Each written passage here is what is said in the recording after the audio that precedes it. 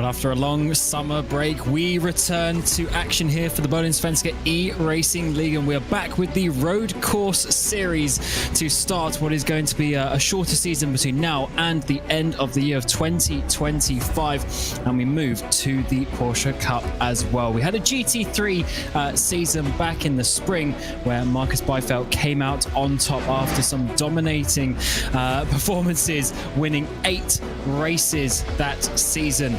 But of course, we changed the car up a little bit. We changed the tracks up as well, and we go racing once again. Of course, this is the road course series. Next week as well, we start the oval series with our long run between now and next summer. But we have split it into sort of 2 smaller seasons. But for now, we'll focus on the road course series, where we're here at the Watkins Glen International Circuit tonight for the Lagerkungen Grand Prix. We go to some amazing circuits and some slightly different ones you may not expect as well. Of course, Road Atlanta in a couple of weeks' time before Eracingligan, which is always a little bit of a different one as well, before of course Montreal, Circuit Gilles Villeneuve, Red Bull Ring and Donington Park to round out the year. At the end of November. It's going to be a lot of fun to see what these guys can do in this Porsche Cup. We have over 60 cars signed up to this season as well. It's going to be so much fun and a little bit of chaos as well. It's myself, Cam Roger, Ewan O'Leary alongside me as always here for Bohlin Svenska Eracingligan. And Ewan, it is certainly good to be back as we get into this qualifying session. It's great to be back, absolutely, and what a great entry to this series we have as well, with, as you say, over 60 entered. Last count that I saw towards the end of practice a moment ago, where we're 60 on the dot in this race, suggesting that maybe a few have not attended. Indeed, there might actually be some people turned away tonight because there are so many here. But yeah, it's a great way to start the new season. We had a Porsche Cup race at this very venue last night on RaceSpotTV. I've got to say it was a thoroughly enjoyable one. These 2 races will be a bit shorter than that. 20-minute first race, 30-minute second race, with no mandatory pit stops. Nevertheless, it should be great. Absolutely. That's a funny way of putting it. People might be turned away. There's going to be a lot of cars, let's just say, going up the hill through the first corner, or the first couple of corners, and at the first lap. And as you say, we do have, of course, a couple of races as well, so we're simulating the 20-minute, 30-minute races we get in real life as well. And I'm very interested to see who is going to come out in the top sort of sections of the track, because when there's so many people out there, even if you set a good lap, you could easily be 25th on the grid when there's 60 plus cars. So there's going to be a lot of big names. When we get to the second race, the top 10 are inverted from the result of the first race. But of course, qualifying sets the grid for the first one. And as the first laps come down, Henrik Lindhoff in that number 8 machine, who did so good in the IndyCar series, of course, this time last year, he goes to the top. But look how close the times are. Just half a tenth separating the top 3 so far. Yeah, exactly. You mentioned that, you can end up a long way down just being, a little bit off the pace. 1 second at the moment covers you about to 15th place. So it's a very good sort of show already of what this season is going to be like, not least at this circuit, but the others as well. This is quite a long circuit as well, not forget. In these Porsche Cup cars, it's a minute 47, so that does allow the extra time for the field to get stretched out even more. But the fact that that's not really happening is a great sign for this series, as we continue to follow Bohlin here through the first sector. That bus stop chicane, which he really bounced over there, will be a big factor in this race. The curbs have changed since the new iRacing update last week, and so if any driver had done any sort of practice prior to that, then some of it will have become completely obsolete, really, because this track has gone through some changes. Which is probably one of the biggest talking points for this track, isn't it? Is the curbs there, especially at the first corner. Of course, that's gone over some changes over the years as well. And of course, up at the bus stop, that's where you can gain a lot of time. The rest of this circuit is very fast, it's very flowing. It's actually quite medium speed corners, really. These aren't actually too slow in the grand scheme of things compared to some other circuits. It's not like a proper tight hairpin, so you've really got to keep the flow going. But those curbs and those sort of crucial corners are very important indeed, as Marcus Byfeld goes to the top by 1/4 of a second, and that is starting where he finished in that GT3 series, already going back to the front. Yeah, exactly. He won the last series, in case you weren't with us, the GT3s at the end, or the start of this year, I should say. 181 points was his gap over Jarl Strauberg, who finished in second place throughout that season. 8 victories out of the 10 for Byfeld. It was other wins further down the field for Lucas Lindqvist, the only other driver to win. There's a spin through turn number 1. Again, as you mentioned, going to be one of those action spots, and certainly the first braking zone of this season down into there, but it's over the top of the hill where the trouble may be, and there is already a bit of fear swirling around about that run over the top of the hill, because we know that there can be some big incidents over there, and they're hoping that this isn't going to be another one of those. And the main problem is, if you have an incident in the first, especially the first quarter of the field on lap 1, there's going to be 40 cars coming in behind you. So that could be a big pile up. Everyone needs to keep it clean there. And we all know how everyone loves a bit of a bump draft and a bit of a slipstream around this circuit as you go up that back straight. So it's going to be very important indeed. But here's Henrik Lindhoff. He finished 6th in the championship last time out in the GT3s. So he's certainly didn't enjoy the GT3s quite as much as he did in the Indy cars, but he's certainly a very fast driver and is looking to be obviously challenging for the title once more, sitting there 2nd place as it stands. 3 minutes to go in that qualifying session. Looks like we're not necessarily on the lap right now, but let's see if he's going to be able to challenge Byfeld. The issue with Byfeld, Ewan, is that he's just so consistent, so strong. He's always there at the front of the field. That is, you know, if you make one mistake, you end up outside the top 10 or so, you're really losing a lot of points. Yeah, exactly, and it makes it very, very difficult to actually overcome the points gap that Byfeld is going to gain himself. I mean, he finished, to your point there about dropping outside the top 10, he can't actually afford that because he finished in the top 10 every time in the season before. Did 10 starts and 10 top 10s, 9 top 5s, so just gives you an idea of the amount of points you've sort of got to stay close to him by. You've really got to be finishing right in behind him and doing it that way rather than losing loads of points and hoping you can gain them back again later on. This is a slightly longer season, don't forget, with 12 races ending at Donington Park, and that's not going to be an easy final round by any means, but nevertheless you can't afford to go into that final race with a big disadvantage, otherwise you're never going to make the times up. In this point system, it's 1 point per position effectively, other than the gap between first to second. Yeah, so it's 50 points for a win, 45 for second, and then 44, 43, etc. Down to P50. And then, unfortunately, if you're in the final 10 spaces, you don't get any points because the point system is not necessarily made for the massive field that we've got here.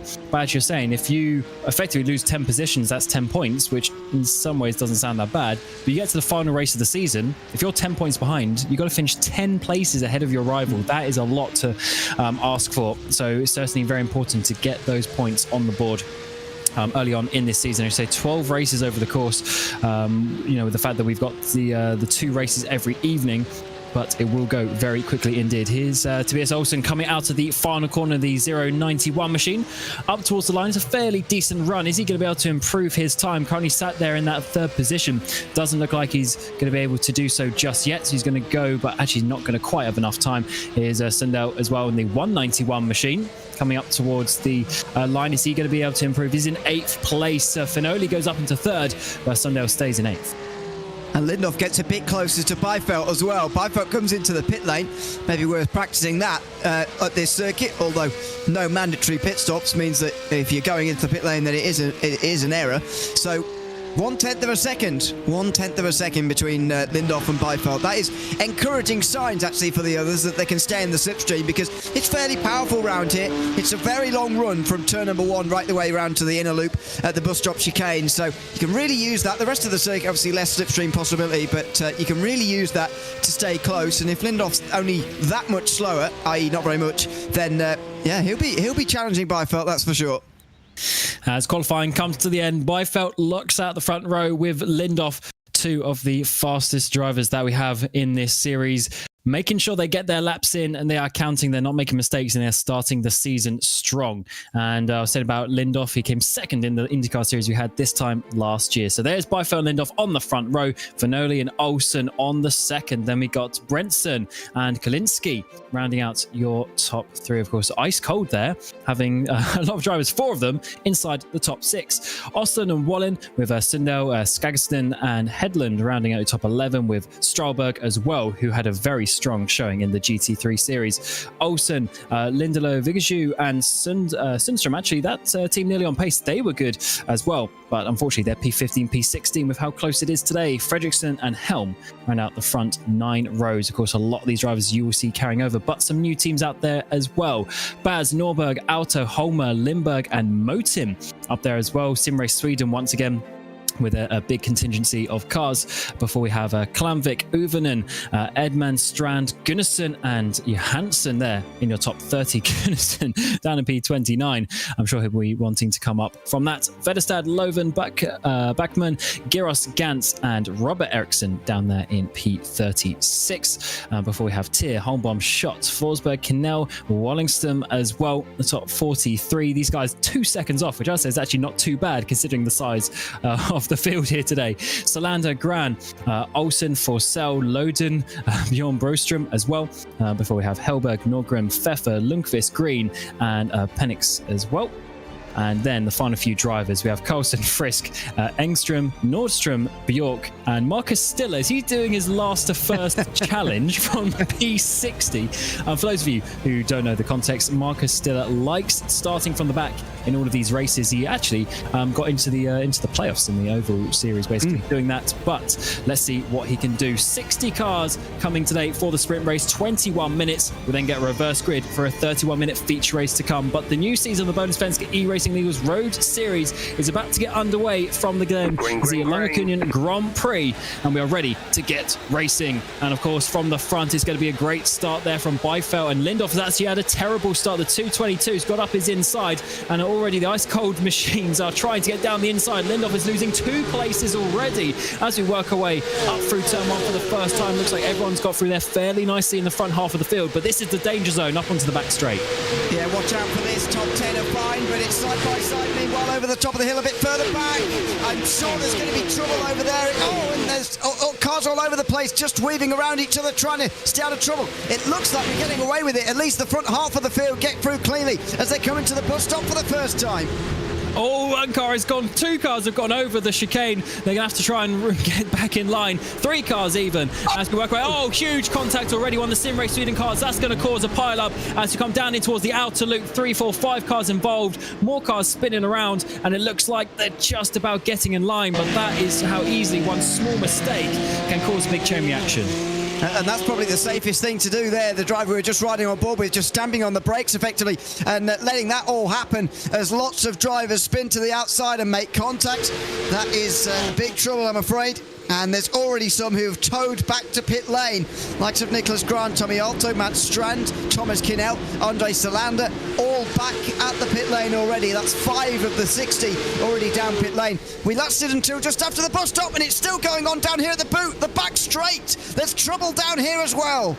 Wow, we're about 5 cars wide coming down the straight in towards the next braking zone. We've got cars backwards, almost into the braking zone. They've gone the whole length of the straight backwards. That is not a good look indeed. Helberg was involved there. Further contact as well as you come back out onto the Cup circuit. But look at this, all the drivers trying to get themselves in line. The issue is you have one more contact, and you slow down, and it is just a bottleneck. Everyone is working their way through, though, but there's been so much contact. There's no fast repairs either. So if you do get back to the pit lane, you're going to have to sit there for quite a long time before we get back out.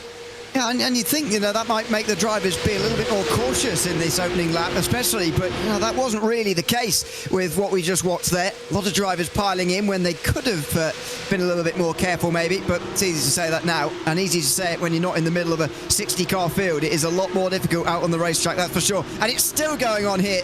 Maybe this is a bit less excusable, because these guys are now in the single file. We're into the proper flow of racing, and there's still crashes going on.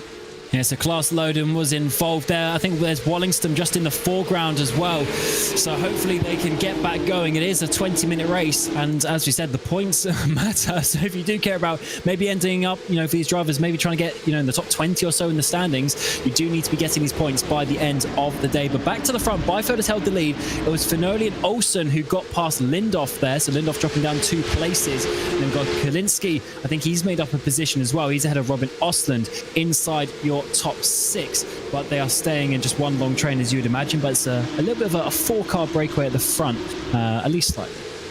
Yeah, a little bit of a gap there.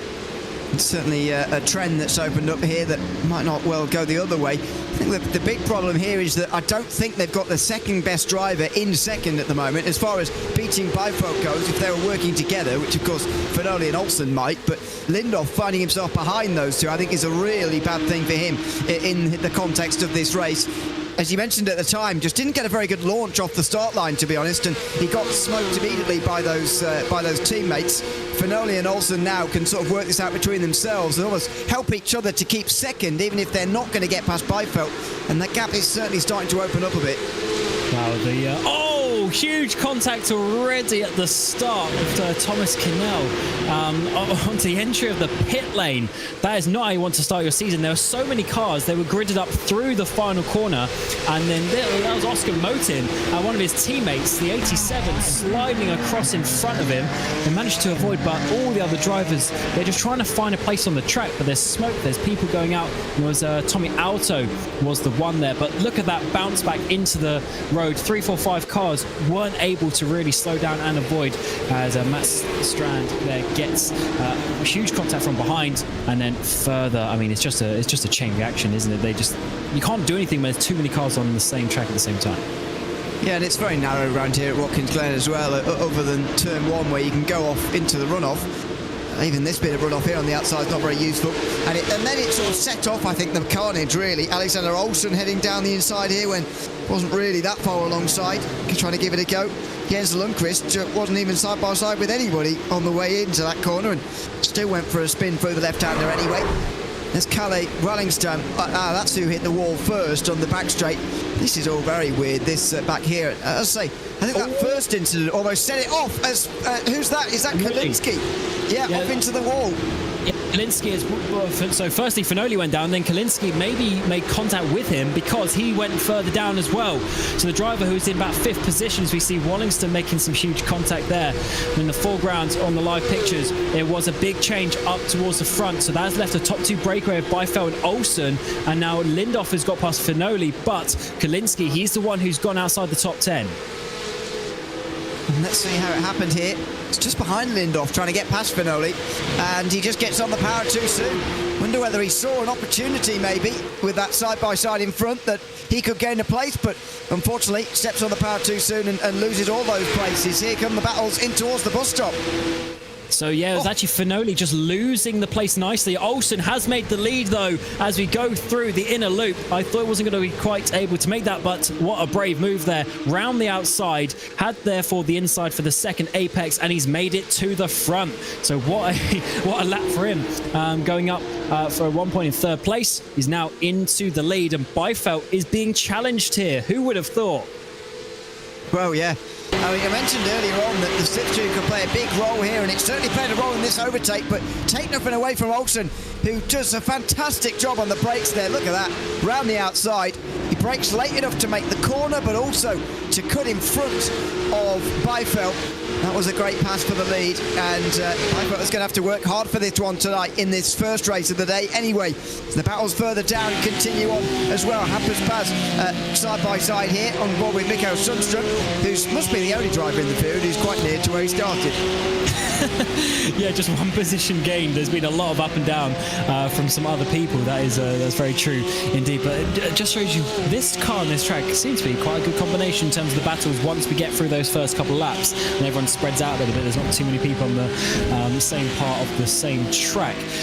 But for Finoli, obviously I was saying he was dropped down, but obviously he just got passed by his teammate and then Lindhoff in the same place. So he didn't actually have any issues. It was Kalinski back there making that mistake, just showing you how on the limit they are trying to have the speed in this car. But certainly, as everyone knows, with the last sort of 5-6 years really using this car heavily on iRacing, one of the hardest ones really to race and battle. And we stay with him as we come up the hill. This is such a good opportunity to get the run, get the slipstream, but Ewan, there's not much of a braking zone. It really is a difficult move in the loop. Yeah, it is. And as we saw with Olsen, you've got to be pretty much ahead as you get into the turning point there, and you're certainly not, as we ride aboard here with Sundström, nowhere near to being ahead, even alongside, to be honest, into the bus stop. So it's very difficult to do it, but it's just such a high-speed section of corners. through that bus stop chicane. Really high speed, which makes it very difficult. And the racing line's so narrow as well. It's quite easy to get that chicane wrong on your own. And we actually saw that from Tommy Alto. That whole incident out of the bus stop on that one was actually just created from an individual mistake. That just shows you how difficult it is. And there's just no time to react, really. And everyone's coming in flat out. So, unfortunately, some big crashes there at the start. We still have drivers down pit lane. As I said, no fast repairs. They got to sit there. You know, look at that page. You've got Olsen, Bohlin, Strand, Johansson, Kinnell. I mean, these guys are laps down as they try and at least get something back out onto the track. But as it stands, it's actually fairly even with drivers going up, drivers going down. But some, you know, like Lindler, then P8 making up 6 places already, up inside the top 15. That is a lot, considering he's at the front of the track, the front of the field. Yeah, Nordstrom's up 32, but he started a long way back. I'd like to know where Marcus Stiller is. I haven't seen him on the tower recently. So, 50. He's up 10 places. Oh, he's, I was going to say only 10, but... Only? Yeah, only. But maybe, you know, when you look at it in percentage of the field, it's not even 20% of the field he's got up there. And but anyway, I'm being harsh. I think he got caught up in one of the earlier incidents, actually, which is why he's down there. I think anybody 50 or below has maybe even been in pit lane, certainly been delayed. It's a difficult one out there. It's going to be unbelievably hard series to get even a top 10 in the championship. I would think to have the consistent results is going to be very, very difficult. I mean, we go to some difficult tracks. Obviously, Watkins going to start the season. That's bad enough in many ways, but Road Atlanta, there's so many places you can chunk a curb and have mistakes around there as well. And of course, finishing the season at Donington Park, that's also a fast flowing circuit where there's trouble at every corner. So it's going to be a long run between now and November to try and work out who's going to be the champion. But it looks like Olsen is coming out swinging at the front there halfway through this first race, made up 3 places on Finoli, Lindelof and Byfeld, you know, 3 of the big names that we're expecting for the championship, and he's got in front of all of them. Yeah, exactly. It's a big statement to put down on this opening race, and I think it did need to be put down as well by the other drivers who are trying to beat Byfeld in this championship this season, because he was so dominant in the GT3s. Now, it's worth remembering that Lucas Lindqvist beat him in a couple of the races last season, and ended up winning 2 races, but only did 4 of them, so wasn't here too much and doesn't seem to be here this time round either, so not sure what that's all about. But, you know, shows that Byfeld was not invincible, but towards the end of the season was pretty untouchable. We do know that he can be beaten, though, as we go back into the sort of into the teens here in the final 10 minutes of this opening race of the season. It's still close out front and all the way through the field as well. But yeah, as I say, they do ideally need to beat Byfeld in this first race just to lay a bit of a marker down. Certainly do, but that was a big wiggle there on the exit of the final corner, just showing you how difficult it is. It's not over at the front of the field, though. Olsen is under big pressure, big threat from behind. His mirrors are filled with Marcus Byfeld, who's trying to regain that lead. They absolutely slam over those curbs through the bus stop chicane, and it's so easy to make a mistake, but they are being perfect right now. This gap has stayed about the same, though. They've got just over a second to Lindelof behind, who is actually dropping Finoli. So Finoli's struggling to keep up for the podium fight. So Lindelof might have a fairly easy, in quotation marks, final 10 minutes of this race. But at the front, it's by no means going to be easy. Olsen already feeling the need to defend coming out of the toe up towards the hill. So this is definitely one of those situations where he's basically driving, just constantly looking in his mirror down the straights. Yeah, we heard from some drivers in last night's race, not in this series of course, but in the Porsche Cup cars at Watkins Glen, that defending the inside line is pretty much a surefire way to keep the position. Pretty what is going on, really. Obviously, eventually you can make the moves, and we've seen plenty of moves already tonight, and we will see some more. But defending the inside is the place to be, very much for Tobias Olsen. If he can just do that for the next 8.5 minutes, then he will go on to win this race. But there's a long way until he can do that. 5 laps, indeed, still to go. and Bohlin is all over the back of him. This fight is certainly not done, as we're seeing a battle a little bit further back. Lindberg is in the middle of a three-way fight as we come down this front straight, trying to make a move on Nicholas Helm in the 55 machine, but he's got pressure from behind as well. This is not going to be easy. Lindberg defends to the inside. That's going to slow him down as he can't this straight, actually, and to the outside for the race leader. Role reversal of a few laps ago. Byfeld backs out of it, though. Olsen holds on, and that was the best shot he's had to regain the lead. Yeah, it was, but again, it's so difficult into the bus stop if you protect that inside line, especially as Olsen just did there. We might be about to see it in this group as well. It's pretty late defending, and there's even more late defending going on here. Oh, that's a very tight line. Thankfully, they don't go side by side, but they're going to go off. If you're on that side of a line, you've got to slow down more, and they're off into the grass through the bus stop chicane. This is the battle, by the way, for 20th place. Cedric Holmbohm just about holds on. And we got Jonas Gunnarsson as well coming down the inside. He's trying to make a move and get involved. We're almost three wide as Lindberg goes back 3 spaces, trying to hold on to that one. That is not ideal. And Giros for Street Trends as well is trying to get involved. So this just shows you how there is just battles out there everywhere. Basically, you either attack or you defend constantly in a series like this. Giros gets a little bit of a run, actually, as we come up towards the end of the boot. Is he going to be able to make a move? It's going to be the outside line, which isn't too bad. It'll be the inside for the next corner, but has to back out of that one and just fall in behind. Yeah, patience at this stage is running thin with less than 7 minutes to go. I suppose there's never much of it at the start, is there really, in a 20-minute race? It's proper sprint racing this season. Longest race we'll get is 30 minutes. That'll be the feature race coming up after this with the reversed top 10. You can imagine that the same kind of battles will be cropping up again that we're seeing in this race. Ones like these as well. This is for 6th place. Robin Osland in the red, keeping his places ahead of Lindlow, Skyberson and Headland over the top of the hill. Lindlow almost too close now. Felt was at lead again.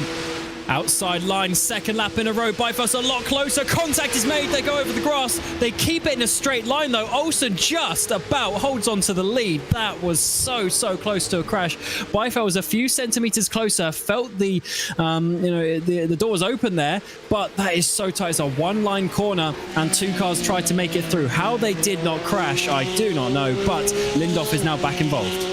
That was an unbelievably close moment on the way through the bus stop there. The fact that they've got away with that is extraordinary. And Byfeld might still be serving a slowdown, is he?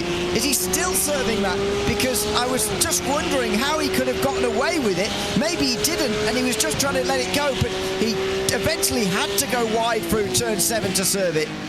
So not only did he get the penalty as such of not getting the position, he then has to slow down and loses another one. So he's down to 3rd place. Lindhoff back up to his starting position, but the important factor is he's ahead of Byfeld, the driver that they needed to tame this season. If you let him get half a second lead at the front, you're never going to get past him. But Olsen was able to get through, and now Lindhoff as well. 5 minutes remain for Byfeld to get back to the front. Yep. Well, I'm not sure he's going to manage it, to be honest with you. It took him a long time to get into the lead, or at least into a position where he was challenging for the lead, to be honest.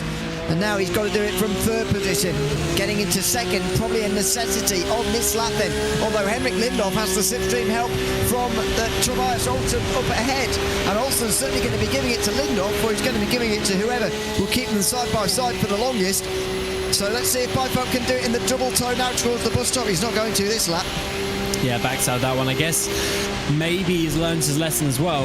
And if he is thinking championship, maybe thinking a nice little 3rd place won't do so badly to start the season. But he's also a racer, and he's going to go for this, isn't he? So Byfeld is going to be all over the back of Lindhoff. The good thing for Olsen now is he's got that extra car. So Olsen can, in quotation marks, chill for a little bit, knowing he doesn't have the direct pressure. And Lindhoff hasn't had the same speed that Byfeld has in the first 3 quarters of this race. But we work our way into the final 4 minutes, and the 105 machine is hunting down. Absolutely. Will be going as hard as he can here to get this lead back again, but I think the second place is the best he can dream of now. 2 laps to go when they get to the line, by the way, and Lindoff certainly under pressure. Goes a little bit wide through turn 8 where the track limits have been changed a little bit. You have got an off track for going out there, and don't forget there's 5 bonuses for not getting any incident points for any of these races. I don't think any of these front 3 will be gaining those bonuses. Yeah, that's true. Actually, mentioning the bonus points, we're talking about a 5 position swing to get 5 points. That could also be very crucial in this championship.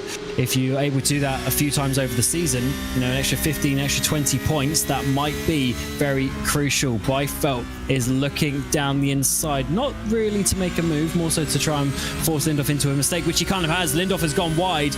Is that going to slow down his run? Unfortunately, you can't keep, flat out there on the exit as Lindlow gets past Ostlund in the background through turn 1. Skagerston is in there. It's a 3-way battle for 6th place. As we come up the hill, we go side by side because we need to see how all of this is going to unfold. Byfeld not making a move just yet. He sits there, but in behind, are we going to see Ostlund in that red machine try and make a move to the outside? He is there wiggling around. This is going to be a sketchy move on the outside, but no, he backs out of that one. So Lindlow keeps that place. Ostlund is then in 7th, then Skagerston and Headland just in behind. Yeah, again, Ostlund backs out of it. So Lindlow keeps 6th place, the place that he gained from Ostlund a few laps ago in that battle. Oh dear, off the road, hampers Baz through the bus stop chicane, and he will get overtaken by a whole load of drivers outside of the top 20 now. That's a bit of a shame. You make one mistake. Look how many cars there are there. As a big send down the inside, actually a little bit further up by his teammate. That's his Nicholas Helm in the 55 machine. Big send in towards the chute. Gets that position made on the 84 and should be able to hold that one. But side by side in the background, we're trying to see Baz still regain that position that he lost, or one of the positions at least that he lost on the outside here. Very close on the exit of that latest corner, turn 7. The toe of the boot now down into the heel. And around the outside for Baz. Still not got this done. And has to go across into the tarmac on the outside. He's going to get squeezed out a little bit into the left-hander as well. And he can't get through. He'll stay where he is. Meantime, Byfeld has got past Lindoff in a very strange place. Certainly has. That is up into 2nd place, down into the 1st corner. Was this a mistake on the exit of the final corner? We certainly have to find out as we get onto the final lap of the race. Olsen leads, and Lindoff and Byfeld have swapped around. Byfeld is leading the way in this battle for 2nd place. Lindoff is getting the run. He's too far behind to make the move right now, so this could be good for Byfeld, but look how much later on the brakes he is as he tries to regain that 2nd place. Well, faster on the way in often means slower on the way out, and that has benefited Byfeld massively. Coming out of the corner, oh no! The battle for 6th place sees 2 of them off the circuit, and Skagerston and Ostlund both end up off the road. Ostlund loses his top 10. Skagerston looks like he's actually damaged himself pretty badly, and he drops out the top 10 as well.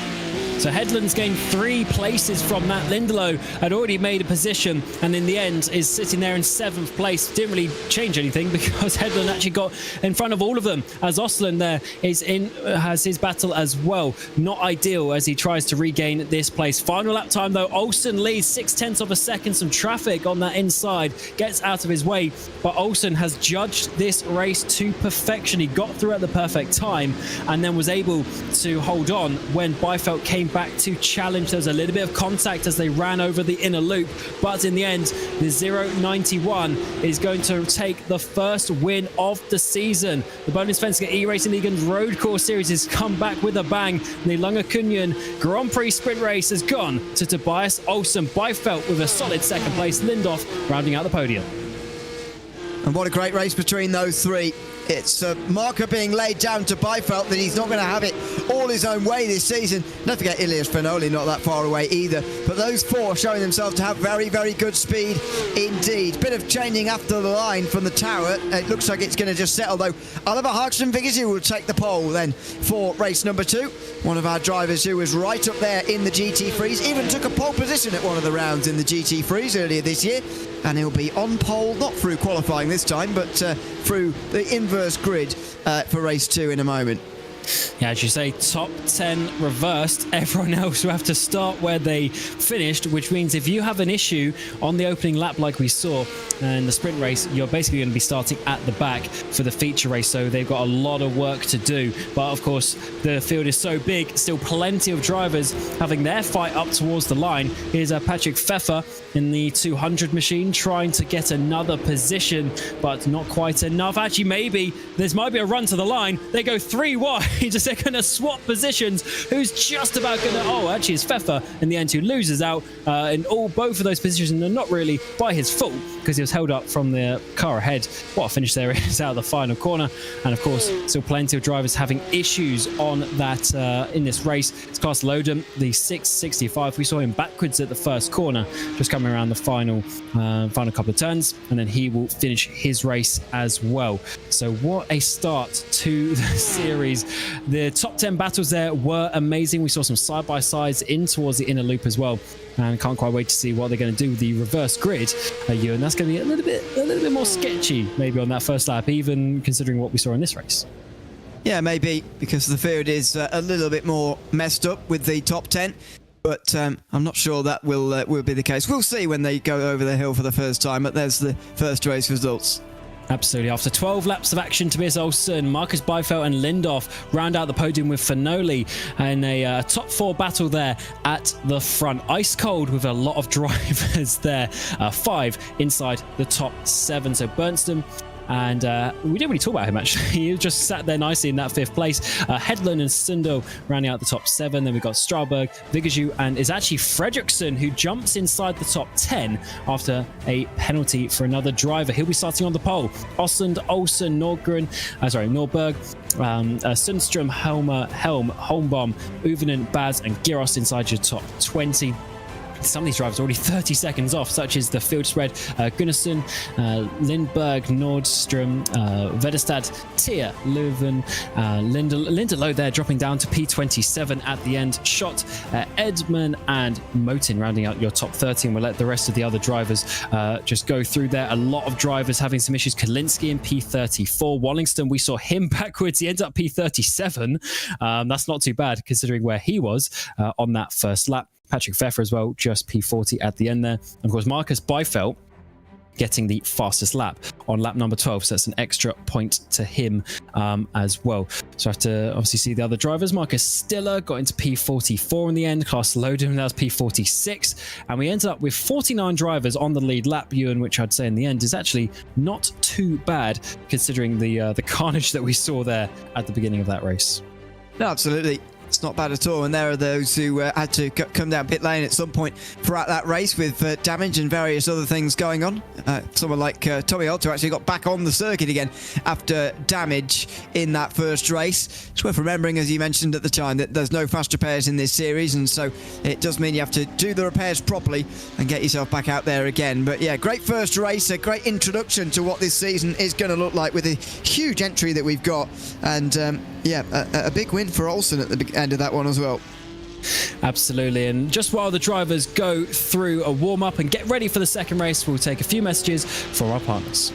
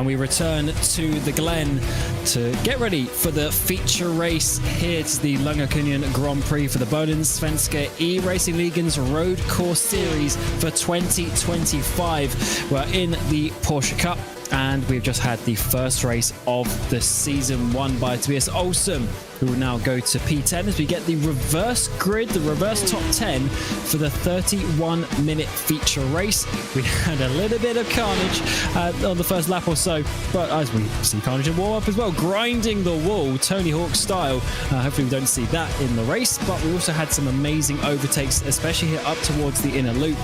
And for the lead, I mean, Tobias Olsson, Ewan O'Leary round the outside for the race win. Not quite like that, a little bit more neat, but he was able to get through on Byfeld, which was the driver we're probably all expecting to win the championship. That's a big statement from Tobias.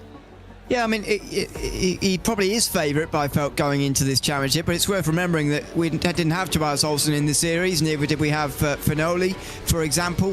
Lindhoff was there again, as you'd expect. He did well in the IndyCars, although he'd be annoyed he didn't win either of the series through 24-25. But yeah, you know, it was a great overtake from Olsson, and you know, it puts a marker down actually for the rest of the race as well. If he goes up against Byfeld again, which if he's going to beat him in this race, he's going to have to overtake him because of the inverse grid.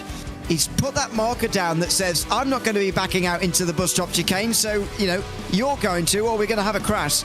Or not, you know, they did go and survive last time out, but you get the point that, you know, he's put that marker down that he's not going to be pushed over very easily, and that is a good thing for his confidence, and indeed, it puts Byfeld off a little bit, because he'll have his championship head on a little bit more than Olsson maybe to begin with here, and won't want to sacrifice them both in the name of this early overtake.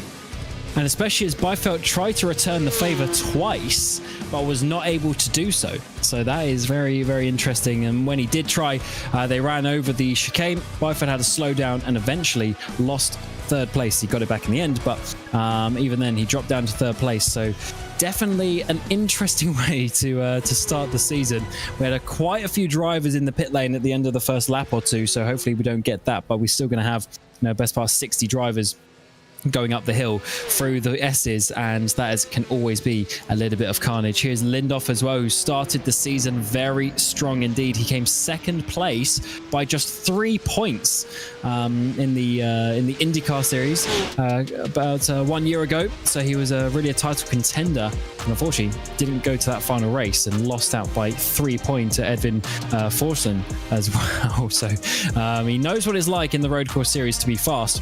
But now we go to the Porsche Cup. Let's see what he can do over the season. The Glen was a great addition to this calendar.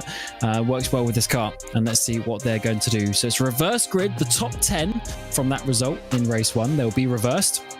Everyone else will be in their finishing positions, and that will set the grid. So it's a little bit of an opportunity to see the likes of Byfeld either win or lose quite a lot. So it'll be Fredriksson who will have the reverse grid pole in the 1:12 machine from Sim Race Sweden, with nearly on paces Oliver Haskell figures you there in the 8:11. Strollberg and Sundell. Then we got on to next. We got Finoli, Lindhoff, Byfeld, and Olsson. The top 10 with Ostland and Olsson just missing out on the reverse grid, and we'll see the rest of the drivers go through because that is the exact same order that we saw at the end of race 1. A lot of drivers here, and even some big drivers like Gunnarsson, their P21. You know, he's a champion in the Oval Series, but coming here, so many drivers, it's very easy to basically have a bit of a difficult race. 31 minutes go on the board. Let's see if Fredriksson can hold the lead down into the first corner. It's certainly going to be quite important to do so. Once again, the outside line, second place, like we saw in the first race, gets a bad run, and it's going to be already got a black flag as well. Down in towards the first corner. Is Fredriksson going to be able to hold on? He's got a driver trying to send it down his inside. We've got Ice Cold going around the outside as well, and Fredriksson has been able to hold on very nicely indeed with 3 wide as we come up through the S's. Flashes of the headlight as well. We've already got drivers round at turn 1. Yeah, we have. We didn't see it at at race number 1. It was actually the run across the start-finish line that there was trouble at the back, but it's a spin at turn number 1 this time round. Side by side for the lead into the bus stop again, and this is where the drama could happen. Oh, somebody has to jump across it immediately here. The front guys get over okay, but somebody jumped across the chicane, and they've learned their lesson from last time. They must have seen the footage from race number 1 where somebody rejoining got into trouble through the bus stop chicane on the opening lap. Driving through the grass there was actually probably the best thing to do in order to stay out of everybody's way. They'll have a further slowdown, so has to lose so many places. Oh, huge spin there as we come in towards the chute as well. It's Bernston who's the one slowing down, but there's further incidents in behind, and there's going to be a lot of drivers involved in that one, I'm sure. Oliver Hagström Viggershoes had a terrible start by there. He's a P9. Oh, roadblock down at the chute. We've got meatball flags going out there. Lindlow is involved. So many drivers, they are just having a bad day. You've already crashed in the first race. You go to the back, and then you get involved in another issue as well. Viggershoe makes 2 places there, back up into 7th as he gets past Lindhoff and Hedlund. Yeah. Oh, and more spinning down here at turn 8 as well. Stuck right in the middle of the road. And got to be careful reversing out of the way, which is a good job down the back of the field. But it's always likely to happen at Watkins Glen. It's a narrow circuit, and there's always going to be a pinch point. There was always going to be an incident, and unfortunately a lot getting involved in it further down. That'll be the end of a lot of people's nights back there. But out front, it was a clean start again. Side by side for those who are looking to win this race and maybe this championship as well. Byfeld up to 6th ahead of Lindhoff. Finoli still in front. Tobias Olsen, though, has made the best start. What a night he's having. He's up to 3rd already. Yeah, that's very important.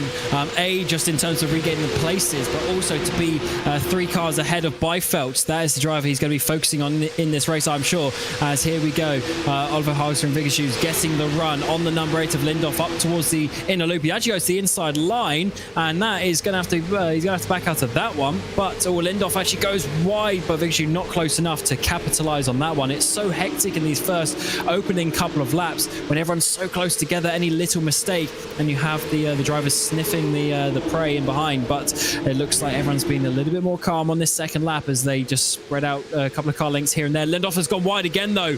There's 2 braking zones in a row. He's gone wide, and Viggershoe is going to be getting the run down the inside. They'll turn to the outside line. Oh, huge contact as we come through the outer loop, and unfortunately, is that the 6th maybe car gone for a spin? It was the 6th car. That was big contact down there, unfortunately. And we've had a lot of meatballs coming through at the top of your screen. You can see them coming through. Lots of required repairs for lots of drivers, unfortunately. Tobias Olsen has gone to the lead. Fredriksson has gone down to 2nd place. Olsen, he was in 3rd at the end of the first lap, is now up to the lead. What a run this is from the 091. The confidence is flowing in that ice-cold machine, and ice-cold in his veins as well, as he's not feeling the pressure. He's already gone from basically the top 10 P10 position. Oh, he's gone into the wall, though. He's pushing it a little bit too hard. He's gone from 10th to 1st in 2 laps, and now he's thrown it all away potentially with some damage. Well, if he has got damage, then it's big danger for him. But there was the pass for the lead on Fredriksson. That was Strauberg going wide. I wondered why he'd lost some places. He's down to 6th position. We'll see whether Olsen's got any damage, but the pass on Johnny Sunder wouldn't have been too bad. In fact, it would have been very easy because they're teammates. But that was a proper pass on Fredriksson for the lead, and now he got the chance to run away. Unless Byfeld can follow. Can he go through here? He's got to go somewhere into the bus stop. Goodness me, doesn't know where to go as the 2 in front were weaving all over the road. Surely now this is going to give Olsen the gap that he can take to the end. And Byfeld looks like he's been a bit more aggressive. He's already made 5 places up from 9th, but he's trying to chase down Olsen. He's now feeling that pressure, and it's roles reversed from dominating 8 out of 10 wins last season. He's now got to try and fight the driver Tobias Olsen, who has come to a new team. He has raced in this championship before with Sim Race Sweden. He's now going to Ice Cold, and he's trying to run away with this. Of course, Fredriksson, no slouch in their 2nd place as well. Let's see, can he get down the inside in towards the heel? He's trying to go to the white line, almost trying to get through on Sundell. I know they're moving across the road left and right, but Byfeld being blocked there and just can't find a way through. Yeah, Byfeld will definitely feel like he's being unfairly blocked at the moment, actually, as he tries to get past Sundell. I think he may have a case as well in some way. Let's have a look, though, at what happened on lap number 1 and how it all unfolded. Samuel Lindo seems to be the one who's gone into a spin first. We actually saw it when we were riding on board through that section. He's just stuck on the outside. You'd think he wouldn't be in trouble there, but he gets knocked back into the road, and that's what partly causes a half roadblock. Wow, there's got to be at least 10 cars involved in that incident. And yeah, Lindelof was making a mistake under the braking and not able to do so, as we see, drivers wide in the background. There's Oliver Hoggs from Vigashu. He's gone way wide there and has lost a couple of places. Finoli went wide as well. He's lost one because Strollberg is having a continued strong run. Of course, he's gone down 2 places because of the reverse grip, but still up inside the top 10. And look at this run to the inside. That's going to be Lindoff trying to slide his way through on Finoli. That's going to be such a tricky one, but not this time around. Sorry, he does get this one this time around. Not the move for Finoli as he jumps back down to 7th place. So Finoli has been battling for the podiums, but unfortunately loses that place. Yeah. And he'll try and get those back again in a moment, as Vigashu has to slow down again for a slowdown this time, I think. And Holborn will get up to 9th place, and they'll all follow as well behind. Robin Austin's gone backwards so far in this race, I believe. Unless, oh no, he dropped outside the top 10, sorry, didn't he, late on? So he's just working his way forward. In fact, from 11th position here, he's now in this group for 8th place early on. I believe it's 7 minutes nearly have gone by in this race already, and it's still not quite calming down. I don't think there's going to be an end of it just yet, as that is Holborn's teammate trying to, Alexander Olsen, that is, trying to have a look at him. We've got Austin there just outside the top 10, trying to get involved. Look at the train of cars in behind. Any one of these drivers that you see could finish up inside the top 10. You never know how this is going to finish, as Vigashu is dropping back a little bit more. He's got his teammate Sundstrom as well, losing a place in the 79, trying to dive down his inside, but not quite well defended there by Sundstrom. A little bit of a wiggle on the exit, maybe a little bit of contact as well, but these guys, they just go for every single open door that there is. They're trying to make doors as well. I think that's Helm going into the wall in the background as Beifeld gets up into 3rd. There's so much going on up and down the field. Trying to give everybody some airtime is going to be impossible pretty much, but every battle is happening on the screen somewhere, or happening on the circuit somewhere in sort of one large clump. They're all sort of in different groups at the moment, and this is just another one of those in 13th place. This is another one. Beifeld, recently up to 3rd place, was immediately attacked by Sundal again into the bus stop. Now finally, though, he's clear of him. Beifeld will focus his eyes forward again. He certainly will. This is an amazing race that we've seen. It's a feature race slightly longer. There's no pit stops or anything, but they're trying to make the action out there on the track. And what a move, what a send down the inside there. That was Lindoff going past Strollberg, and now we actually might see Finoli go to the outside of the 222 machine. He's gone deep. He's having to leave the car's width on that inside, where Strollberg should get the run there for. But what a move that was from Lindoff, because that really put him in a good position. Not only has he got that place, but now the car behind is under attack, and he should be able to not have to think about a re-overtake. Up the inside is going to be from Finoli. Unfortunately, this is now going to be the outside lines here. He's going to have to do a bit of a flip-flop once more, trying to get up the inside. So move not done there, but I think Strollberg is going to be under threat, because look how far behind he is. He's not going to get a good tow. Yeah, he is going to be in trouble. I think probably in trouble anyway, even if he didn't have a tow, actually. Or even if he did, sorry, because Finoli is just a lot quicker than him. He's one of those front 4 from the previous race, quicker than the rest, as Gunnarsson has more trouble. It's not really been his day. Outside the top 20 in race number 1, and he's been tipped into a spin there in race 2. Yeah, one of the ice cold machines up the inside. Obviously, we didn't see the entry of that, so we couldn't see how it started, but how it finished was Gunnarsson getting some contact on that rear quarter and being pushed into a spin. So easily done, though, with how tight the racing is around here. And I think you mentioned this earlier, it's actually not the widest track in the world in certain sections, so you've got to be careful indeed as Wallingston gets the meatball. Lindoff defends, but in behind, it is going to be Finoli down the inside. With Strollberg. That is a battle I'm sure is going to rage on just a little bit more, but Strollberg in P7, Finoli now in P6, and Finoli trying to, of course, chase down his teammate up ahead, but they've lost a little bit of time with that battle. Yeah, absolutely. It's always the way that you lose time in battles, and it's no different round here. In fact, maybe exaggerated around here a little bit more than elsewhere. because of the nature of the corners, the nature of this circuit as well. This is even a little bit further back as well. We were handed a note, by the way. This is Daniel Holmer in 79, involved just ahead of Tom Nordstrom. We handed a note earlier, by the way, about Daniel Holmer, because at the start of race number 2 tonight, which is already begun, Daniel Holmer makes his 100th start in the Bohlin Svenska iRacing Road Series and 190th in total with the Oval Series. He's involved in a battle here pretty fiercely in this battle, in this 100th race. Sorry, the second highest amount of starts, by the way, is 77 coming in tonight. So he's got clearly the most of anybody. Thought I'd throw that in there since Lena's told us it. So I'll mention it anyway. He's very, very experienced, as we know. Oh no, it's a home bomb. This is a terrible position to be in. Everyone's going left, they're going right, they're trying to avoid him. He almost needs to press escape and tow back. I'm sure he wants to rejoin the race. He's in the worst position. There's a blind corner just before this. Of course, they will see it on the relative, but he needs to try and get through. At least that's a little bit better, but now he's got to reverse in the line of some drivers. This is a horrible place, and he just has to wait until the whole train of cars comes through. I'm not even sure that is much better of a place. I can understand why he did go forward, because it's more further off to the side of the circuit, and now he can probably get into a better position here, but he was very nearly going to be caught by an unsighted car. If there was somebody right in behind somebody else, they could have very easily got caught there, but thankfully we got away with it, and that was lucky, I think, for everybody involved, as we see Howie went round for a spin, just a little bit loose in this Porsche. Smoke screen for everybody behind as well, and then just didn't know whether to go forward or backwards or stay where he is. Yeah, such a difficult one.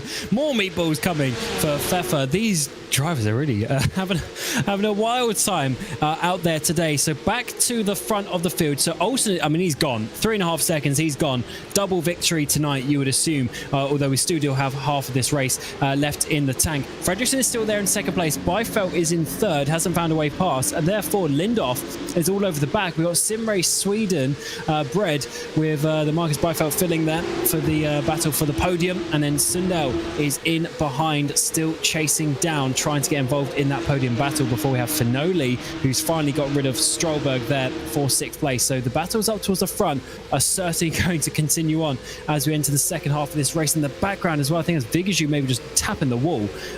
It's so easy to make a mistake at this track. Let's see what's going to happen on this next tour, as Fredriksson is still holding on to second. Yeah, he's doing a good job of it as well, approaching half distance. I can't imagine he's going to keep second to the end here because of where Marcus Byfeld is, and Henrik Lindhoff there as well is probably going to overtake him as well, but he's doing a good job for the moment. He holds on to the inside again. He's got a good run though, Byfeld. He's going to go around the outside. He's got his nose in front, and in the end Fredriksson lets that one go. Byfeld through into second, but you see the time lost, you see the importance of getting through the traffic quickly. The gap to Olsen, 4 seconds as Fredriksson gets out the way of his teammate. Yeah, nice little team move there. Lost the place to Byfeld. I was like, look, I'm not going to hold you up, buddy. You go for it. As Fredriksson, of course, slightly slow in that first race. He goes a bit deep, though. That's a mistake this time. And Sundell is going to be like, oh, I'll have that. Thank you very much. But not quite enough. He's squeezing him. He's trying to get ahead before the entry of the corner, but not enough. So Fredriksson just holds on. And the top two, P2, P3 get ahead. And Fredriksson really now is just going to be looking in his mirrors once more. He's unfortunately lost a lot of momentum. Now the ice cold cars are going to be making some contact there with him as they both try and get through. Fredriksson knocked out the way. Both cars get through. And now he's got Stralberg. So this has been a terrible lap for the 112. Yeah, they're on converging lines there a little bit, and so you can understand the contact, even if it does look a little bit bad for Sundell, to be honest. But Fredriksson is, as you say, not having a good lap, and it just shows around this circuit, and we've got a few more like them coming up at Rudskogen, especially later on this season.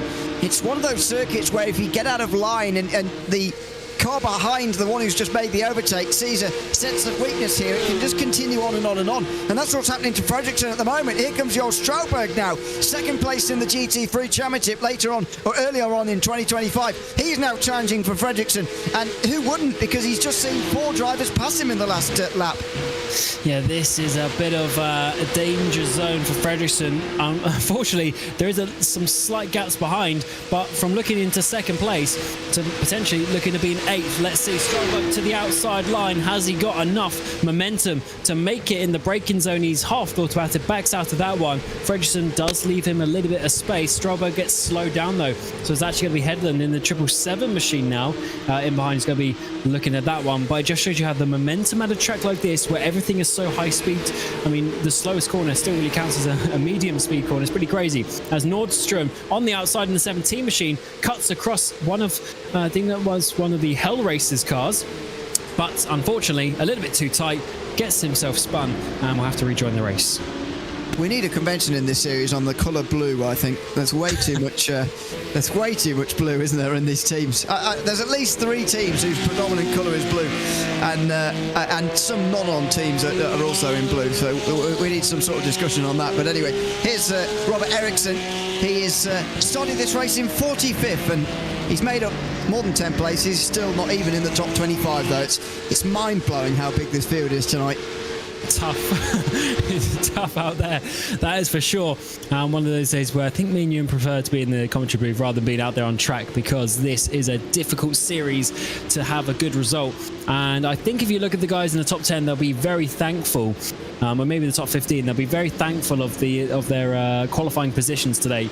It really did keep them out of a lot of trouble, and that's going to be a thing to focus on for the next race. Road Atlanta, we stay in America for that one, because if you can't qualify in the top 15, your day is going to be very difficult indeed. We have 14 minutes to go in this race, but the battles are not over yet. Hedlund is getting the run. He's got Strolberg ahead. He's got Fredriksson, who's still a little bit on the back foot, hasn't quite got going again. He's lost 2 seconds to the cars ahead. Is he going to be able to reignite his fire? Let's see. Still 14 minutes to go, don't forget, so it's still quite a long way.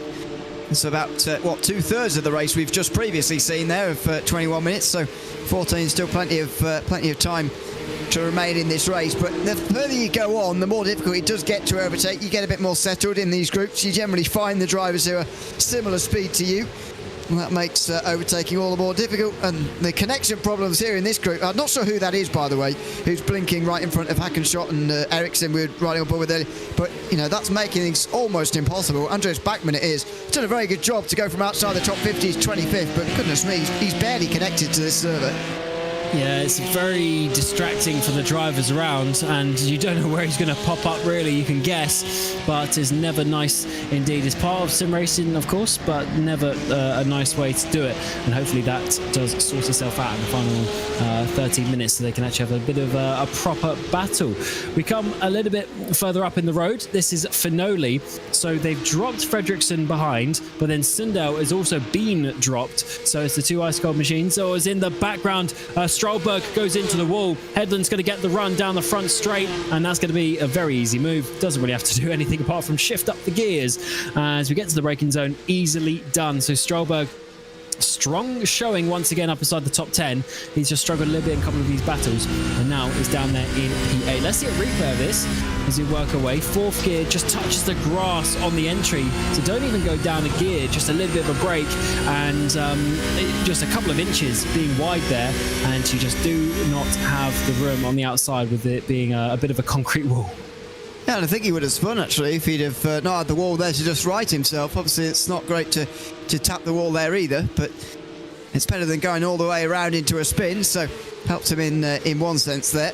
But anyway, that's what happens going into the final corner. Just clip a little bit of grass. It's one of those classic American style circuits, this one really, where it's had a little bit of tarmac on the outside of some of the corners these days, and that has been a general trend starting to appear in American racetracks recently, but it's not everywhere, and there's still parts of this circuit where you can absolutely still be punished by going even slightly off into the grass, and that's a great characteristic of these circuits. We'll see it again in 2 weeks at Road Atlanta for round 2. Here's Tamvik to the outside. That is such a sketchy move, but fortunately able to get through that one. It's for P38 out there on the track, but the risk is still being taken. Absolutely love it from these drivers. Every single position is up for grabs, and there's still plenty of points out there for a position like this. Someone spun in front of him. We saw the back shot of that, but who is that going to be? The 403 machine. That's a Vedestad, who is having quite a bit of damage there. I think he's probably going to be going back to the pit lane, unless that was just him wiggling around trying to fill out the suspension. But either way, not an ideal situation. No, not at all. It's a couple of drivers tonight, isn't it, that we've seen just end up in the middle of the road through not really any fault of their own. But oh dear, wow, that was close with whoever that is on the outside. Pontus Vettestedt it is, who then picks a good moment to get back going again. We've got lucky with a couple of those tonight. Again, as I've said many times, track not very wide, and so the fact that we've had two cars at least who are sort of perpendicular to the road, in the middle of the road, and we haven't had any incidents because of those moments is quite remarkable, really.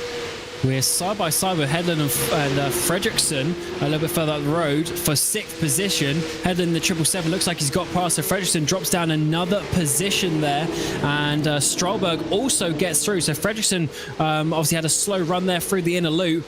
He continued to lose momentum. Strolberg has got through as well, and now's Robin Ostlund diving up the inside. Could this be 3 places? Wow, Fredriksson is the king of this race, of losing not just 1 place at the same time, but 3. Let's see this one. Is this no way is that ascend in towards the inner loop? Yes, it is. That is Hedlund, who's now going to be on the outside lines. There's going to be contact. Fredriksson, yes, there is. Fredriksson's going to be knocked wide. Strolberg goes through, and eventually we're going to see Ostlund in that red machine get through as well. So that is a tough run for Fredriksson, who 1 point was P2 in this race. Yeah, but a couple of corners later, you see it in the bottom right-hand side live, and there it is in the main box replay. I don't know if there was contact, actually. Couldn't see from that angle, but Ostlund certainly goes for a spin through the hairpin there. Now, was there contact or not? That would be the big question, because if Fredriksson, let's see here. Oh, that's tight. I still can't tell. I don't know if your eyes are better than mine. I can't tell from up there. Yeah, oh, that's reversed as well. Yeah, that was certainly just tight racing. And even if there wasn't direct contact, I mean, they're just so close. They're pushing on the... Oh, no, definitely contact. There was. Definitely contact, yeah.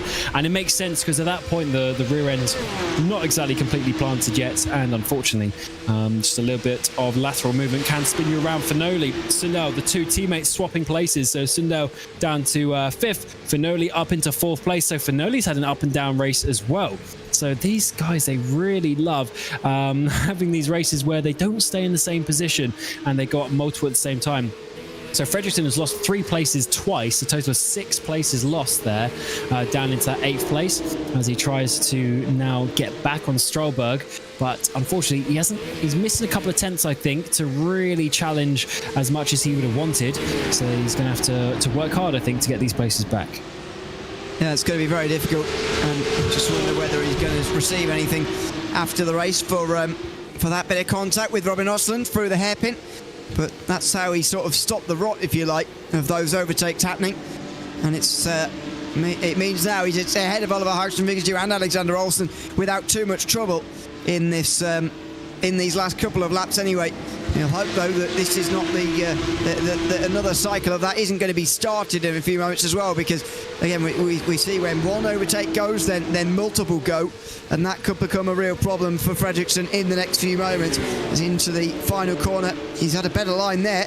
Can he maybe even reverse this and get back ahead of Strolberg here? I think that's going to be a bit difficult on the second-place driver from the GT3s earlier this year. Yeah, you never know, but Fredriksson has struggled in the battles so far today, as that's way wide from Hedlund. That is no longer the line at the Glen. It was a few years ago, but not anymore. You have to stay on that curb, and he, I think, has actually got away with that one in terms of any sort of reprimands from that, as Fredriksson actually does get a run on Strolberg. You get a little bit of a toe as well from Hedlund. This is going to have to be a ballsy move on the outside, and he has done it. Strolberg has lost that place. Fredriksson goes through, and that is nice to see, because I thought Fredriksson was on the back foot in this race. So I didn't have the confidence that he would get back past, but he's certainly done so with a beautiful move. Absolutely. Every move we've seen tonight here into the bus stop has been absolutely fantastic because it's such a difficult place to do it. And to have seen so many, I think we've been very lucky tonight. As oh no! Casper Bjork goes for a half spin, and a driver going through the smoke screen here didn't know where to go, and I think just straight up hits him here. Oh yeah, he thought Bjork was still going to be on the racing line there, and so moved off of it to try and go past, but ends up running straight into the back of Bjork, who he wouldn't have seen coming. And he got a black flag, so that must have been for incident points, maybe. So the 4X not helping that one. So definitely a tough bit of a tough incident there, as that's really just ruined his race. Was already struggling a little bit. Definitely ruined that one, unfortunately. And he's going to have to try and regroup for Road Atlanta in a couple of weeks' time. More black flags come. Simon Green in the 585 machine as well. A lot of drivers not having the races that they would have wanted, but these top 10, top 15 battles are giving us all the action so far. And Fredriksson has actually pulled away from Strollberg, so you might be right here. Fredriksson might be able to turn this around with Headland too. Yeah, maybe. It's certainly a different look to him, isn't it, compared to what we were seeing a couple of moments ago. Just looks racier, and you know, when you're proactive and going out and trying to make the overtakes instead of on the defensive, you do end up driving a bit better. And look at him go here on the way through turn 4 into the bus stop. He's going to go for it. So is Oliver Hodgson-Vigersheim on the outside, though. He's nowhere near as much alongside. Oh, Fredriksson committed there a long way and then backed out pretty late. Yeah, he stayed committed for too long that he actually lost himself some time, and the 26 of Stralberg is now all over the back of him as he work away down towards the chute inside the final 5 minutes of the night as well. This is the second race of the season. The Bohlin Svenska Eracingligan's road course series is back. We're here at the Glen, the Lagerkungen Grand Prix, and it's been a pretty crazy one so far. Is there going to be any changes to the end of this race in the final 3 or 4 laps? It looks like Stralberg is now going to be under attack from Vigersheim as well, as it's gone really dark out there on the circuit. The headlights shining bright in these final few moments of this race. Vigersheim making that move on Fredriksson as we come down in towards the hill. Lovely move, slides up the inside. I'm not sure which. Must be a very brief moment of the sun going in here, because there's not very many clouds in the sky. It's been a pretty nice day, to be honest, for racing here tonight. And thankfully these races not really long enough to be affected by the fluctuating temperatures, to be honest, in terms of tyre wear. In these Porsche Cup cars you really need an hour or more to see the differences in these tyre sets. As Stralberg goes into the wall, the 3 behind him very nearly follow, but Oliver Hodgson-Vigersheim just held himself back, and he's side by side again. 3 laps to go, by the way, as they start another lap. Oh, and he might do 2 positions in 1 lap, not quite enough. Stralberg's going to have the inside line. We work our way up through the hill and through the S's, and Fredriksson, I'll tell you what. Oh no, huge contact is made. Stralberg saves it. No, he doesn't. Actually, maybe he does. No, he doesn't in the end. That's a shame. I thought he saved it for a moment with a bit of a power slide. But as he get up in towards the inner loop, Fredriksson here. Where is Vigersheim? He's on the inside. Fredriksson goes back to the lead of this battle. What an insane end to this race we're seeing. This is Alexander Olsen who's now involved in this one. Such a shame from Stralberg. He's still in P10, but oh no, he's not. He's dropping down the way. Yeah, but what a race from him. But unfortunately, that contact, the tiniest bit of contact, just sends him into a slide. Yeah, and again, if you're going to challenge for the title alongside guys like Beifeld and it seems Tobias Olsen and Henrik Lindorf, Elias Finoli, you're going to have more consistent races. You're going to have to be in the top 10 probably every race to really compete with those guys. That's the sort of consistency level we're looking at. Unfortunately, Stralberg may well not finish in the top 10 as a result of this. It's so small contact with Oliver Hodgson-Vigersheim, but it's a big consequence. You see, he's actually only down to 11th, by the way, so not sure if anything went on after this or whether that's a lot of lap drivers coming through. I mean, there is almost a third of the field a lap down, so it could be one of those who are laps down, but that's a shame for Stralberg, who'd been running well and is now outside the top 10. Yeah, he just needs to keep his head up. He had a couple of difficult races in the GT3s last season, but overall had a very good season and is starting strong here, at least in terms of pace. Just can't get to... as Robin Austin gets black flagged as well. Driver who's been up the front all day. That's going to hinder his result massively. But yeah, certainly can't let one result hinder your mindset coming into this, especially if you do have some speed like Stralberg did. Here's Austin up, huge send up the inside there. Going to be making some contact contact, and I guess, it goes into the wall massively. Was not able to save that, and that is going to be more contact. Unfortunately, more incident points for him, and that's why. Yeah, well, don't want to say deserved it, but, it was quite rash down the inside there, I've got to say, at the top of the hill. There's Alexander Olsen, just hangs back for the moment in this battle for 8th. I wonder if he's related to Tobias Olsen at all, or whether they've just got the same last name. It's not the most uncommon last name, I suppose, is it? So they're probably not related, but just a thought. Yeah, that's true. I don't know why we've never asked that question before. after 2 years of true. After the 2 years of Race Spot following the Bohlin Svenska Eracingligan since 2023, I don't know if we've ever asked that one. Quite a weird one. I'm sure we'll try and find out before we get to the next broadcast. We'll see. As Olsen here in P9, as he's very close to the cars ahead, so he does have some good opportunities. I mean, look at the train of cars just ahead of this. We've got Vigshu, we've got Fredriksson. Actually, that orange car is a lap down, to be fair. But then we've got Hedlund just a little bit further up. But still some opportunities. Final 30 seconds. We are going to get another lap, though. Tobias Olsen, he's had a pretty stable 4-second lead since the first few laps of this race. But he's out there at the front. Final lap time. We're just starting. Yep. Officially comes through now. The white flag waves. And he'll be doing so on the, there he is, on the starter stand. One more lap time around here. Can Fredriksson hold on to this position? He's on the defensive again. And that has not been his sort of preferred position, really, in this race so far. He's been much better when he's on the attack. But he's not got any positions to gain here. Only lose. He can only lose out of this final lap, really, with Oliver Hagström-Vigersjö and Alexander Olsen right behind. Through the back straight, though, they've not got a good enough run, I don't think. If he leaves the inside open, then he could be in trouble, but he doesn't need to worry. He's clear into the bus stop. He's got past the worst of this final lap now. That was the main talking point. Let's see. Oh, round the outside for Alexander Olsen. He's trying to think about it, trying to make it work. He was on the power very early, but unfortunately he had to back out of that one in towards the chute. Huge dive down the inside, making the 811 think about it, but Vigsjö knows what was coming, and all this is doing is letting Fredriksson get away. So Olsen played a little bit of the team game here with trying to help his teammate there get to that 7th place, but we come back to Tobias Olsen, the 091. What a night from him. We don't always see double victories when we have a little bit of crazy action, but Olsen, what a run through the field in the first couple of laps. Started 10th.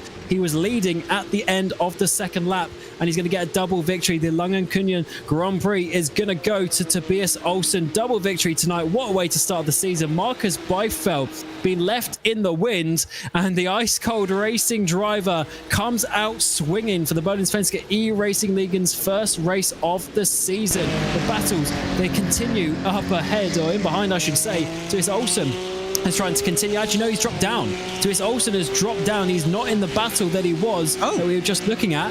So Alexander Olsen, I should say. So he's had a spin somewhere. Fredriksson and Vigsjö, they've been let off the hook. And Olsen is going to drop in behind the 899 at the end of this race. Well, that is very strange. This is how it happened. Alexander Olsen was making a really quite extravagant move down the inside. Oh, dear, and that wasn't the best way to rejoin the circuit at all. He wanted to... Oh, no. This is not... And he just slams himself into the wall there to try and get away as quickly as possible. But you could just see the positions being bled again and again as he was sat there. That would have been very frustrating. But unfortunately, of his own making, as he was trying to gain 1 place, ends up losing quite a few more. Yeah, that was not how he would have wanted to finish this race, of course. He's had a nice top 10 position then. In the end, Strahlberg is actually going to get P10 after his little incident with a couple of laps to go. Norberg as well sneaks in a P9.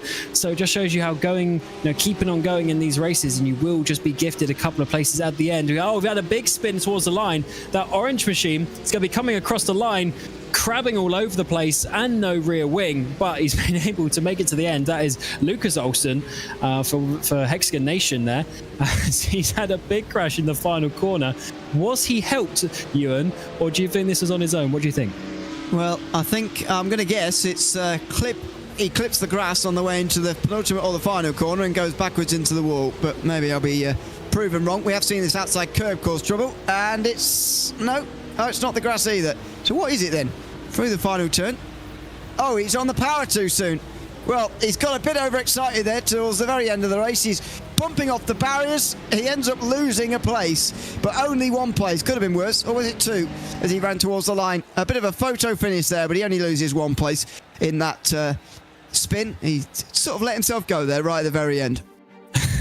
Absolutely, a bit of a crazy finish to round out a very interesting evening of racing. After 18 laps in the end, it was Tobias Olsson who got the victory, with Marcus Byfeldt there and Hendrik Lindhoff rounding out the top three. Finoli and as well in P4, so basically the same as to what we saw in that first race. Sundell, Hedlund and Fredriksson rounding out the top 7. Vigju, Norberg and Strauberg rounding out the top 10. And fastest lap for Olsen, actually, once again, so another couple of fastest lap points, so he's going to have a big lead in this championship, considering it's just been one round. Holmer, Sketsen, Sundström, Olsen there, P14 at the end. Lindberg, Gunnarsson, Motin, Helm, Giros and Auto, your top 20. We'll just let the final couple of pages roll their way through. Austin in P26 at the end there.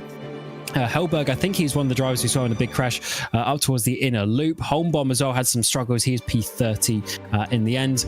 We had loads of drivers there at the end, and a lot actually still on the lead lap, considering the issues that we saw over the course of the race. Vedestad, he had some problems, P34 at the end as well. And it looks like we are going to get the opportunity to speak to Tobias Olsson. He wasn't able to join us, unfortunately, at the end of that first race. He was focusing in the warm-up session, but it's certainly what he needed. Let's bring him in now. So Tobias Olsson, the 091 for Ice Cold Racing. What a start to the season there, Tobias, winning both races. That is pretty crazy. But first of all, I want to take you back to that first race, because Marcus Byfeldt, he's the driver we all thought really was the one going for the championship.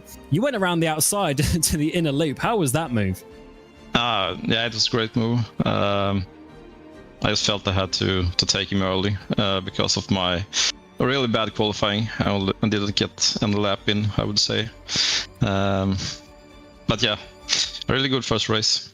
And well, and the start in the second race, I don't know, I think I was like P3 on second lap or something. So it was really good. Yeah, absolutely. You actually in the lead by the end of the second lap. So just how was that? How was Okay. those first couple laps? Yeah. Were you just going for every, because we didn't quite see it on camera, unfortunately, but were you just going for every single opportunity, every open door? Yeah, I got a pretty good run in the first corner and out on the main straight. And then I wanted to pass Oscar for P2 or for P1 to try to make a gap to Marcus, and I managed to do that, so that was really good. He's really fast. I guess he's like 20 years younger than me, so I don't know. I'm starting to struggle a bit, but yeah. Yeah, age isn't always a number in sim racing, thankfully. But how do you think this season is going to go? I mean, you seem very well prepared. You seem very consistent, very fast. Are you?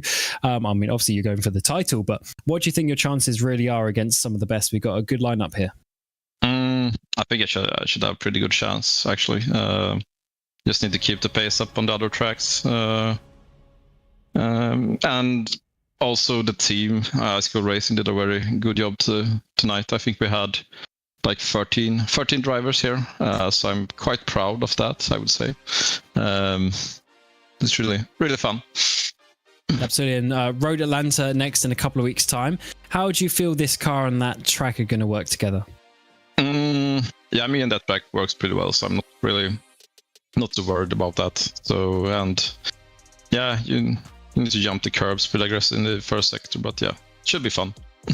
Yeah, absolutely. So yeah, congratulations on your double victory tonight, and I'm sure we'll speak to you again in a couple of weeks' time. Yeah, thanks.